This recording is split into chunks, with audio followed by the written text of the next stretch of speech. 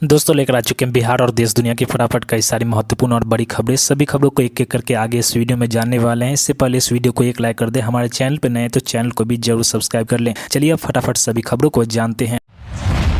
राष्ट्रीय जनता दल के नेता तेजस्वी यादव पिछले कुछ दिनों से बिहार में अपराध के मुद्दे पर लगातार बिहार सरकार को घेर रहे हैं। तेजस्वी यादव ने हाल ही में अपने एक्स हैंडल पर बिहार में अपराध की करीब 80 से ज्यादा वारदातों की एक सूची शेयर की थी और राज्य सरकार पर निशाना साधा था। अब एक बार फिर तेजस्वी यादव ने प्रदेश में क्राइम के मुद्दे पर सरकार पर तंज कसा है। इस बार तेजस्वी यादव ने बमबारी का एक वीडियो अपने एक्स हैंडल पर शेयर किया है। इस वीडियो में नजर आ रहा है कि कुछ लोग एक स्थान पर खड़े हैं और अचानक वहां बम फेंक कर दहशत फैलाई जाती है। लोग इधर उधर भागने लगते हैं और चारों तरफ धुआं फैल जाता है। बम की आवाज से दहले लोग वहां दौड़कर अपनी जान बचाते नजर आ रहे हैं। इस वीडियो को शेयर करते हुए तेजस्वी यादव ने लिखा, ये डबल इंजन सरकार का डबल पावर है कि अब गोली नहीं बल्कि बम चल रहे हैं। सरकार के नियंत्रण अपराध पर बोलने को कोई तैयार नहीं है। बिहार के मुख्यमंत्री नीतीश कुमार की पार्टी जनता दल यूनाइटेड के बड़बोले विधायक गोपाल मंडल की मुश्किलें बढ़ सकती है। अपनी ही पार्टी के नेता नरेश मंडल द्वारा विधायक के खिलाफ गाली गलौज और जान से मारने की धमकी देने की शिकायत करते हुए एफआईआर दर्ज कराई गई है। भागलपुर जिले की परबत्ता थाना क्षेत्र पुलिस हरकत में आ गई है। वरीय पदाधिकारी के निर्देश पर मामले की जाँच शुरू कर दी गई है। परबत्ता थाना क्षेत्र के इसकी पुष्टि करते हुए बताया कि जाँच शुरू कर दी गई है। घटना के आसपास लगे सीसीटीवी कैमरों के फुटेज खंगाले जा रहे हैं। पश्चिम बंगाल के कोलकाता में जूनियर महिला डॉक्टर की हत्या के विरोध में चिकित्सा कर्मियों और मेडिकल छात्रों की हड़ताल से मरीजों को परेशानी हो रही है। बिहार के मुजफ्फरपुर स्थित Shri Krishna medical college and hospital में मंगलवार को 7वें दिन भी जूनियर डॉक्टरों की हड़ताल जारी रही। इससे उत्तर बिहार के प्रमुख अस्पतालों की ओपीडी सेवाएं ठप रही। करीब 1000 मरीज बिना इलाज कराए वापस लौट गए। पिछले सप्ताह सोमवार से एसकेएमसीएच में डॉक्टर हड़ताल पर है। जूनियर डॉक्टर एसोसिएशन के अध्यक्ष डॉक्टर प्रशांत का कहना है कि जब तक कोलकाता मामले में ठोस कदम नहीं उठाए जाते हैं ओपीडी बंद रहेगी। मेडिकल कॉलेज में हड़ताल की वजह से मरीजों निजी नर्सिंग होम की तरफ रुख कर रहे हैं। बिहार के स्मार्ट मीटर बिजली के उपभोक्ताओं को रिचार्ज करने में भाग दौड़ नहीं करनी पड़ेगी। अगर वे खुद से मीटर रिचार्ज नहीं कर पाते हैं तो उनके दरवाजे पर जाकर बिजली कंपनी के प्रतिनिधि रिचार्ज कर देंगे। खासकर ग्रामीण क्षेत्रों में किसी को परेशानी नहीं हो, इसके लिए कंपनी हर गांव के एक प्रतिनिधि रखेगी जो मीटर रिचार्ज कर सके। प्रतिनिधियों को कंपनी की ओर से चयनित एजेंसी के जरिए बहाल किया जाएगा। ये हर 3 महीने पर मीटर का भौतिक सत्यापन कर रिपोर्ट कंपनी को देगी और ये भी देखेंगे कि मीटर से छेड़छाड़ तो नहीं हो रहा है। बिहार में पुलिस सिपाही भर्ती का पेपर उपलब्ध कराने और एग्जाम सेंटर पर पुर्जा पहुंचाने के नाम पर अपराधियों से रकम ऐंठने में गिरफ्तार 4 आरोपियों ने चौंकाने वाले खुलासे किए हैं। पूछताछ में पता चला कि गोपालगंज में जिले का बाल संरक्षण पदाधिकारी सुरेंद्र कुमार पासवान ही इस गिरोह का मास्टरमाइंड है। उसकी एग्जाम सेंटर पर बतौर मजिस्ट्रेट ड्यूटी लगती थी। उसने बिजली कंपनी के कार्यालय परिसर और इसके आसपास अभ्यर्थियों से लाखों की डील की थी। आरोपियों ने 30 अभ्यर्थियों के एडमिट कार्ड एवं शैक्षणिक प्रमाण पत्र बतौर बंधक रखे थे। उन्हें परीक्षा से पूर्व पेपर देने एवं उसके बाद प्रूफ देने के बाद एडमिट कार्ड और शैक्षणिक प्रमाण पत्र लौटाने की बात की गई थी। पुलिस बरामद किए गए एडमिट कार्ड और प्रमाण पत्रों के आधार पर संबंधित आरोपियों से पूछताछ कर रही है।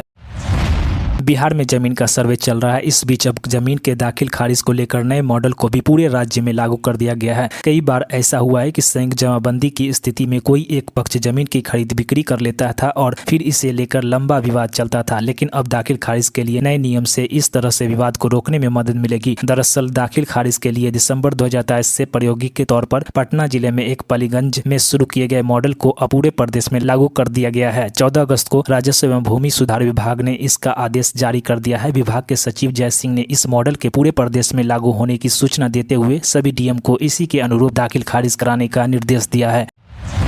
बिहार में शिक्षा विभाग के पास कन्या उत्थान योजना की राशि देने के फंड नहीं है। इस कारण राज्य की लगभग 2 लाख छात्राओं के 50-50 हजार रुपये फंस गए हैं। उन्होंने इस योजना के तहत आवेदन किया हुआ है। बता दें कि पहले सरकार द्वारा स्नातक पास छात्राओं को 25,000 रुपये दिए जाते थे। अप्रैल 2021 में इस राशि को बढ़ाकर 50,000 कर दिया गया था। शिक्षा विभाग के पोर्टल पर इन छात्राओं के आवेदन को रेडी फॉर पेमेंट के तौर पर दिखाया जा रहा है। हालांकि जब छात्राएं अपनी रजिस्ट्रेशन नंबर से स्टेटस चेक कर रहे हैं तो उसमें लिखा आ रहा है कि subject to availability of fund, यानी कि फंड आने पर राशि दी जाएगी। कोलकाता के अर्जिकर मेडिकल कॉलेज में महिला डॉक्टर से दुष्कर्म हत्या के बाद देश भर में चिकित्सक आंदोलन कर रहे हैं। 17 अगस्त को चिकित्सकों की हड़ताल पर सांसद राजेश रंजन उर्फ पप्पू यादव की टिप्पणी का आईएमएस ने कड़ा विरोध जताया है। साथ ही लोकसभा अध्यक्ष से उनके खिलाफ कार्रवाई की मांग करेगा। आईएमएस एक्शन कमेटी के संयोजक डॉक्टर अजय कुमार और राज्य सचिव डॉक्टर संतोष कुमार सिन्हा ने कहा कि सांसद के चिकित्सकों के खिलाफ दुर्भावनापूर्ण और आपत्तिजनक टिप्पणी की है। उसका बयान निंदनीय है। इस मामले में आईएमएस लोकसभा अध्यक्ष से शिकायत कर कार्रवाई की मांग करेगा। उन्होंने कहा कि चिकित्सकों ने सिर्फ एक दिन ओपीडी का बहिष्कार किया था, चिकित्सक जनता की सेवा करते रहेंगे। मालूम हो कि सांसद पप्पू यादव ने सोशल मीडिया अकाउंट एक्स पर लिखा था कि डॉक्टरों की हड़ताल भी अजब खेल है। सरकारी अस्पतालों में हड़ताल चल रही है और प्राइवेट अस्पतालों में जमकर लूट चल रही है। डॉक्टरों ने हड़ताल कर 12 लोगों की जान ले ली। पटना सहित प्रदेश में बुधवार से मानसून की गतिविधियां बढ़ने की संभावना है। इस दौरान सूबे के अधिकतर जगहों पर मध्यम से तेज बारिश हो सकती है। मौसम विभाग के अनुसार मंगलवार को कैमूर, रोहतास, औरंगाबाद, जमुई और बांका जिले में 1 या 2 स्थानों पर भारी बारिश हुई। वहीं उत्तर भारत और दक्षिण भागों में 1 या 2 स्थानों पर गरज चमक के साथ आज बारिश होगी। वहीं बुधवार को पश्चिम चंपारण, बक्सर, भोजपुर, औरंगाबाद, अरवल, जमुई, बांका में भारी बारिश और कैमूर, रोहतास में बहुत भारी बारिश की चेतावनी जारी की गई है। अन्य जगहों पर गरज चमक के साथ मध्यम से तेज बारिश हो सकती है। मौसम विभाग के अनुसार मानसून के लो प्रेशर का सिस्टम बने रहने के कारण बारिश की गतिविधियां कमजोर है। बिहार में भूमि सर्वेक्षण यानी जमीन सर्वे की प्रक्रिया मंगलवार से शुरू हो गई। इसके तहत राज्य के विभिन्न गांवों, कस्बे में हर घर, दुकान, प्लॉट और खेत समेत अन्य भूमि के बारे में सरकार द्वारा जानकारी इकट्ठा की जाएगी। जमीन सर्वे के लिए कई दस्तावेजों की जरूरत पड़ेगी। इसमें जमीन से जुड़े कागजात के अलावा पहचान पत्र और शपथ पत्र भी शामिल है। ऑनलाइन और ऑफलाइन दोनों तरीके से जमीन सर्वे की प्रक्रिया पूरी की जा सकती है। ऑफलाइन आवेदन के लिए गाँव में शिविर लगाए जाएंगे। रिपोर्ट के मुताबिक भूमि सर्वे के जरिए राज्य सरकार का लक्ष्य जमीन के रिकॉर्ड को और अधिक पारदर्शी बनाना है। इसके लिए जमीन के जुड़े विवादों में कमी आएगी और उनका आसानी से निपटारा किया जा सकेगा। इससे यह तय हो जाएगा कि भूमि का असली मालिकाना हक किसके पास है। सुप्रीम कोर्ट ने Kolkata rape and murder case में नेशनल टास्क फोर्स गठित करने का फैसला किया है। इसमें देश के चुनिंदा डॉक्टर्स और हेल्थ एक्सपर्ट को शामिल किया गया है। इसके अलावा सुप्रीम कोर्ट ने नेशनल टास्क फोर्स को एक एक्शन प्लान भी दिया है। सीजीआई DY चंद्रचूड़ ने इसमें निर्देश दिया है कि एक्शन प्लान राष्ट्रीय स्तर का होगा। इसमें जेंडर के आधार पर होने वाली हिंसा पर लगाम लगाने का इंतजाम होना चाहिए। इसके अलावा इंटर्न्स, रेजिडेंस और नॉन रेजिडेंस डॉक्टरों के लिए गरिमापूर्ण कामकाज का माहौल तैयार करने पर भी जोर दिया गया है। सुप्रीम कोर्ट ने अस्पतालों के एंट्री पॉइंट्स पर प्रॉपर स्क्रीनिंग और मरीजों के साथ आने वाले अटेंडेंस की संख्या कम करने को भी एक्शन प्लान में शामिल करने का ताकीद की है। लोकसभा में विपक्ष के नेता राहुल गांधी ने मंगलवार को राजीव गांधी को उनकी 80वीं जयंती पर श्रद्धांजलि अर्पित की है। इस मौके पर राहुल गांधी ने पिता को याद करते हुए कहा कि पूर्व प्रधानमंत्री की सीख उनके लिए प्रेरणा स्रोत है और वह भारत के लिए अपने पिता के सपनों को पूरा करेंगे। इससे पहले राहुल गांधी ने अपने पिता की समाधि वीरभूमि पर उन्हें पुष्पांजलि भी अर्पित की। सोशल मीडिया एक्स पर पोस्ट में राहुल गांधी ने कहा कि एक करुणामय व्यक्तित्व, सौहार्द और सद्भावना के प्रतीक पापा, आपकी सीख मेरी प्रेरणा है और भारत के लिए आपके सपने मेरे अपने हैं। आपकी यादों को अपने साथ लेकर उन्हें पूरा करूंगा।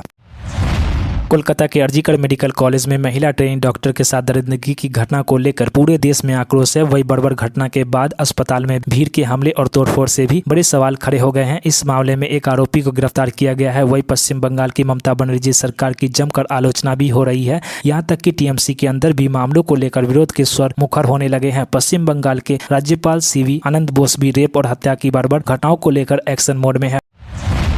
मंत्रालय में संयुक्त सचिव, उप सचिव और निदेशक के पदों पर भर्ती के लिए यूपीएससी ने जब से डेटर एंट्री का नोटिफिकेशन जारी किया है, सियासी गलियारों में इसकी गूंज लगातार सुनाई दे रही है। पहले विपक्षी दलों ने इसका विरोध करते हुए कहा कि बाबा साहेब भीमराव अंबेडकर के संविधान का उल्लंघन है क्योंकि इसमें आरक्षण को दरकिनार कर दिया गया है। तेजस्वी यादव और राहुल गांधी ने इसे आरक्षण खत्म करने की साजिश करार दिया, तो वही अब एनडीए के खेमे में इसे लेकर विरोध में आवाज उठ रहे हैं। यूपीएससी लेटर एंट्री को लेकर एनडीए में फूट देखने को मिल रही है। जदयू और एलजेपी इसके विरोध में उतर आए हैं, तो वही चंद्रबाबू नायडू की टीडीपी ने सरकार का समर्थन किया है। टीडीपी का कहना है कि सरकार के इस फैसले से प्रशासन की गुणवत्ता सुधरेगी और आम लोगों तक सेवाएं पहुंचाना आसान होगा।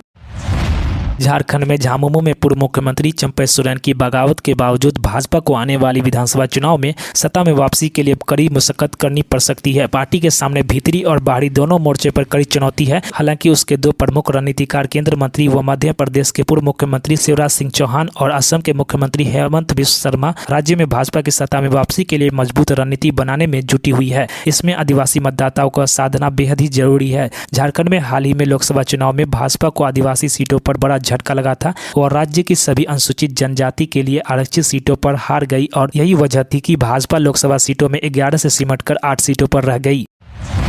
मेघालय में नेशनल पीपुल्स पार्टी को मजबूती प्रदान करते हुए सोमवार को कांग्रेस के कुल 4 विधायकों में से 3 विधायक सत्तारूढ़ पार्टी में शामिल हो गए, जिसमें 60 सदस्यीय विधानसभा में पार्टी के विधायकों की संख्या 31 हो गई। एनपीपी ने अब मेघालय में अपनी दम पर बहुमत हासिल कर लिया है, जहां यूपीडी और भाजपा जैसी अन्य पार्टियों के साथ गठबंधन की सरकार है। विपक्षी कांग्रेस के खाते में अब सिर्फ एक ही विधायक बचे हैं, जो विपक्ष के नेता आरबी लिंगदो है। सत्तारूढ़ गठबंधन में अब विधायकों की संख्या 47 है। नौकरशाही में लेटर एंट्री वाली भर्ती रद्द, आरक्षण पर विवाद के बाद मोदी सरकार पीछे हटी। देश की शीर्ष नौकरशाही में 45 पदों पर लेटर एंट्री में भर्ती वाले विज्ञापनों को मोदी सरकार ने रद्द कर दिया है। विपक्ष की ओर से इस भर्ती पर सवाल उठाए गए थे और इसे आरक्षण खत्म करने की कोशिश बताया गया था। इसके बाद मोदी सरकार विपक्ष के प्रेशर में आने के बाद फैसला पलट दिया है।